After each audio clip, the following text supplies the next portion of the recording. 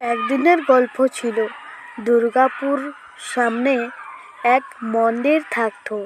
সেই মন্দিরে কিন্তু অনেক লোক প্রতি সপ্তাহে পুজো করতে আসে। সেই গ্রামের সামনে কিন্তু এক রামু মাচালা থাকতো। সে কিন্তু অনেক গরিব ছিল। ও নিজে নিজে মনে মনে ভাবতে থাকে যে অনেক দিনলে তো মাছ ধরি না, আজ গেলে কিছু যদি মাছ পাতি তো ভালোই ছিল।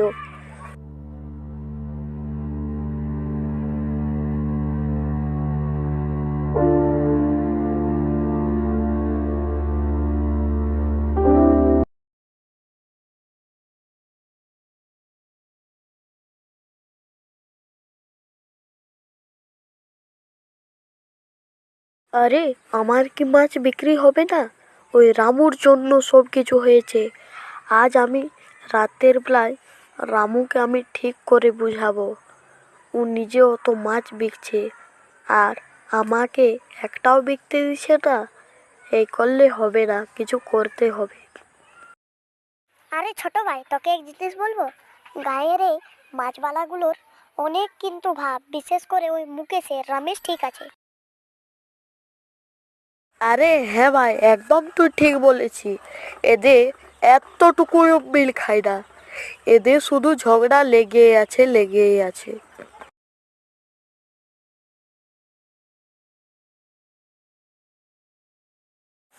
আরে, বিকেল তো হয়ে গেল, তার আগে তো ঘর চলে আলি। দেখি আজকে কত টাকা হলো। আজকে কিন্তু অনেক ভালো হয়েছে, আগের লে অনেক ভালো। আজ তো বাব্বা, মুটা বাংলার পাঁচ করে তো চলে এলে। আর ওইদিকে রমেশ কেমন খাচ্ছে দেখবে যাও। ঘৃণা করে না তোমাকে? ও বিকতে পারছে, তুমি পারছো না। তোমার কি লাজ শরম কিচ্ছু নেই? এতগুলো মাছ এবার আমি কি করব? ডেলি বিক্রি না লোকের বাঁধে মাছ ধরতে যাও, এই করলে কি চলবে? আরে, আমি তো ভেবেছিলি যে হবে কিন্তু হলো না। আমার কি ভুল আছে? ও শালা ডেলি ডেলি যায়। ও আর আজ ঘরে আমি আগুন লেগিয়ে দেব। হ্যাঁ হ্যাঁ, এবার তুমি চুপ রইলেই কিন্তু ভালো হবে। অত আগুন লাগাতে হয় নাই, অত বড় মস্তান হয়ে যাও নাই। 2 কেজি মাছ বিকতে লাগছে আর বহুত বড় মস্তান নিজেকে ভাবছে। তোমাকে এসব করতে হয় না, ঘরে চুরি পরে থাকবে, আগুন লাগিয়ে দেবে লোকের ঘরে। আরে, আমি কি জানে বুঝে বিকলি না? বিক্রি হলো না তো এবারে কি করব?